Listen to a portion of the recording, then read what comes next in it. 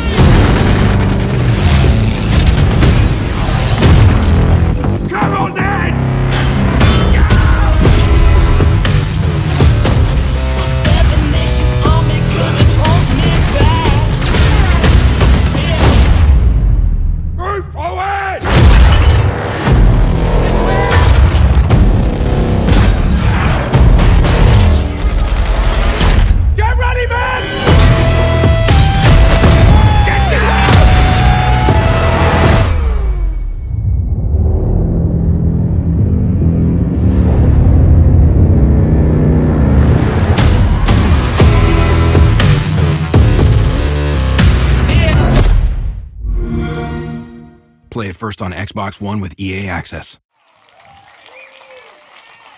It's even better the second time. Can we play it again? We can't? Maybe later? It's fine. Well, I definitely need to know more. I'm going to bring back Lars on stage to talk about what we just saw. I also have a little more help. I would like to bring out senior producer from DICE, Mr. Alex Grondal. And we have a Battlefield game changer here also. I'd like to introduce Westy to the stage. Guys, the trailer, Battlefield 1. It's out there. How excited are you for this, Alex? Whew, I'm very excited. Finally, we get to reveal this secret that we've been working on for so many years. And I know the team and I have been waiting for this moment, and I'm super happy to be able to share this moment with you guys, our fans, and everyone else out there on the internet. Westy, I mentioned you were part of the Game Changer program. Can you explain a little bit about what that is and what it was like for you to get to see the trailer with us? Yeah, so as a game changer, I've actually had the opportunity, a really fortunate opportunity to play this game already, which is just amazing. And I've given some feedback with the rest of the team over at DICE to Lars and Alex here. So Alex, tell us what makes Battlefield 1 so great? Well, it's many things. First of all, you get to experience the dawn of all-out war, which is unmatched on an absolutely epic scale. And this incredibly divergent technology they used, it's fantastic. So what do you mean divergent technology? So my brain doesn't work that fast. No, okay, mine doesn't either, by the way. But what that means is that you get to experience some really cool and unique experiences, like these fierce cavalry charges alongside tanks and biplanes and these massive air battles that took place.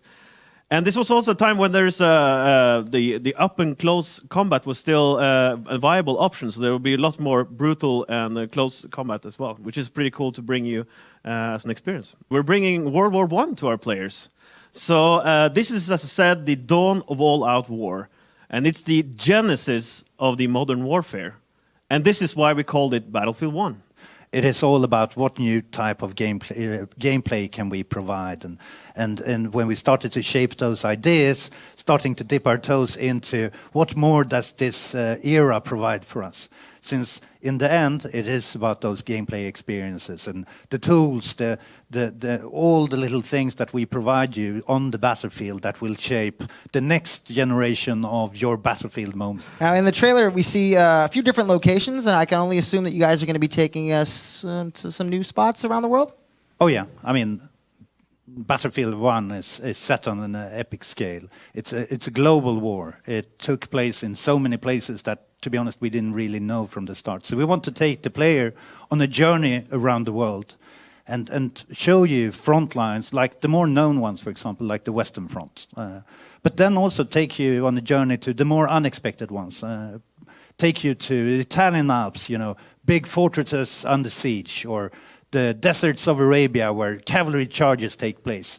All of them creating new gameplay opportunities and possibilities that wouldn't be possible in the other ones. So, and Westy, what was it like for you getting to be one of those 64 players on the battlefield? Well, reiterating what Alex has just said, 64 players is Battlefield, and there's always this chaos going on everywhere. But you are encouraged to play as a squad. That's what Battlefield's all about. You play with your friends, you play with your teammates, and team play really is a key thing in the battle to make sure that you win.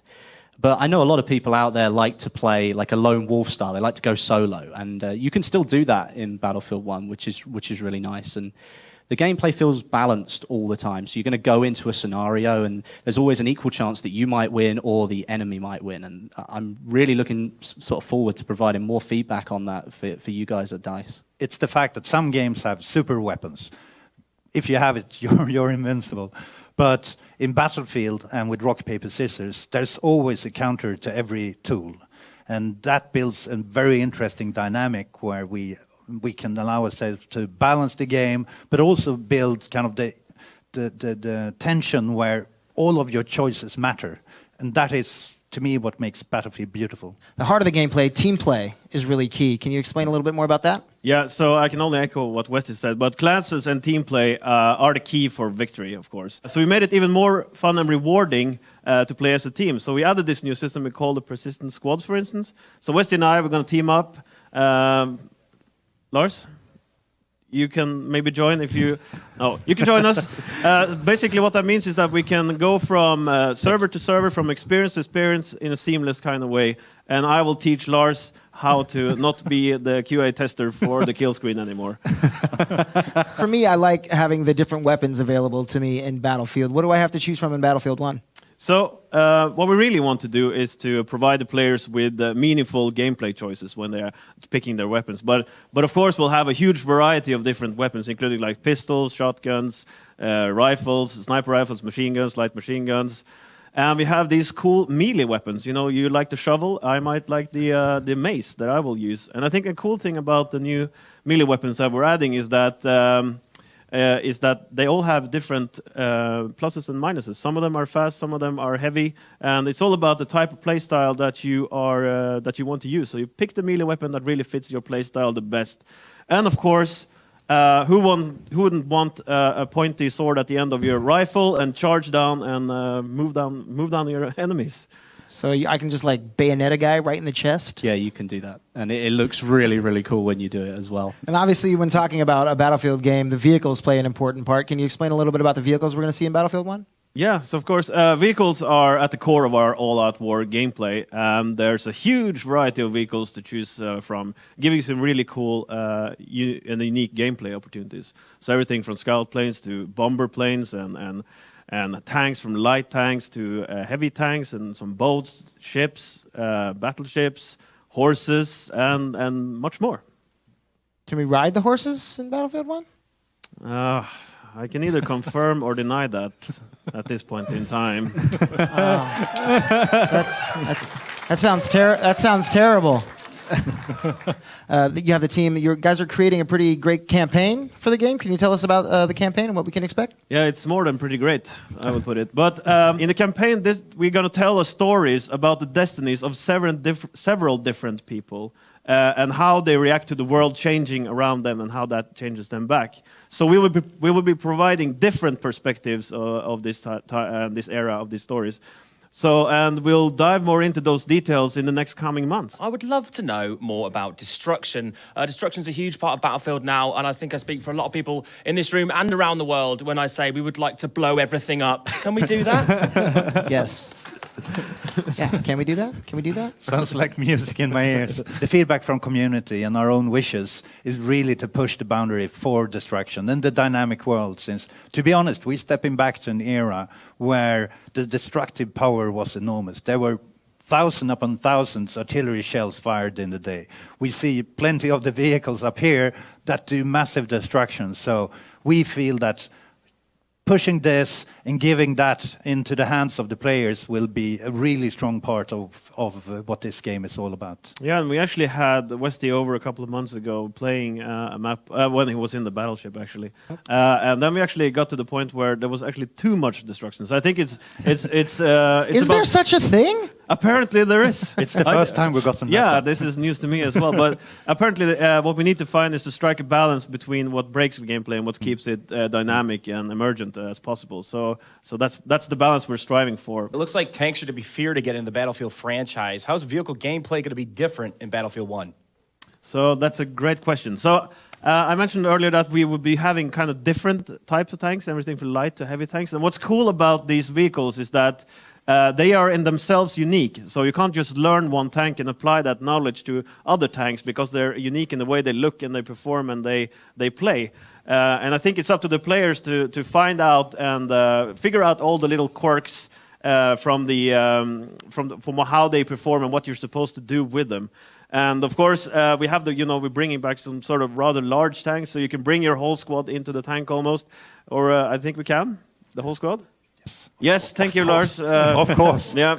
Yes, the full tank, which is pretty exciting. And so there's a huge variety, and I think that it's all about figuring out the quirks and the details and how that thing. I was wondering if there was any weapon customization at all? Yes, there will be weapon customization. And we have some cool stuff going on there, and we're even adding a new type of flavor that we're adding to these weapons. I can't go into too much details about what that is right now, but I think that you'll appreciate us taking what we had and kind of developing that a little bit further and to provide even more, customization options that I know you guys love and like so much. You said you may or may not be able to ride horses. Can you fight with them? It's pretty exciting for us to bring a new type of vehicle to the franchise, and obviously that will be providing us with some all new gameplay experiences and opportunities that goes with that.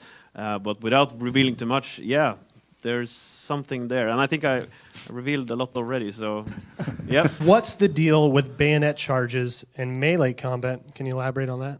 I mean, once again, going back to the beauty of this era and the gameplay that we want to depict here is that in order to capture the fun gameplay within it, we have shortened engaged distances. It is a much more up-close and personal experience. And would it be the trench warfare when you finally reach your enemy? I mean, melee was a valid tactic and a necessity, to be honest. So to embrace this and add additional gameplay depth is what we really wanted to do. So whatever you choose in terms of tools, I mean, previously it's been more of possibilities, but now we want to take it even further. Whatever you choose, you have a different approach that fits your playstyle. We saw in the trailer gas and gas masks. Can you tell me more about that? Yes, there is gas, and the counter to that obviously will be the gas mask. This is up to you, obviously, whether or not you want to charge through that area. You want to try to find a way around the area with the gas. Again, this is to provide unique gameplay flavors, and how you utilize that is all up to you, and how you want to charge through it or not, that's also up to you. So it's an interesting flavor. Thank you, guys. I mean, Alex, any last remarks? Battlefield is a huge game. And what you saw today was only a small part of what the game is about and what we've been working on for these last few years. But we will be showing you more in the next couple of months. First and foremost, in about a month, we have EA Play coming up in June, where you have the possibility of getting first hands-on with the game. And then, later on, you can get early access to the open beta by becoming a Battlefield insider. So go in on battlefield.com and sign up, and there will be news. Can you give us a legit release date? So the official worldwide release is October 21st. But if you pre-order the early enlister edition, you'll get the game as early as October the 18th. Plus, for our EA Access and Origin Access member, we'll get play the game before it's released with the Play First trials on Xbox One and PC. Can we play the trailer again? We can? Let's play the trailer one more time. Play the trailer! Bring it on.